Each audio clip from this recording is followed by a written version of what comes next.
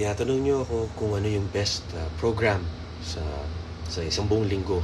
Yung iba dyan, push, pull, tas legs. Yung iba, alternating muscle groups. Pwedeng one day is back and chest, second day is legs and shoulders, third day is bicep, tricep. Meron naman, every day sa buong linggo, one muscle group, kunwari squats for legs, and then deadlift or pull-ups, and then dumbbell press, bicep curl, tapos tricep push down. Tapos kinabukasan, iba na naman, pero legs, tapos whole body. So lahat naman nag-work. Ang tanong is ano yung pasok sa schedule mo, sa lifestyle mo, at kung ano yung gusto mong gawin. Kailangan yung ano yung gusto mo, nakakayanin mo.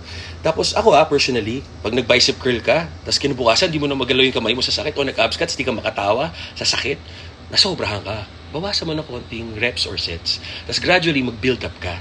Di ba? Make it more fun. Hope this helps.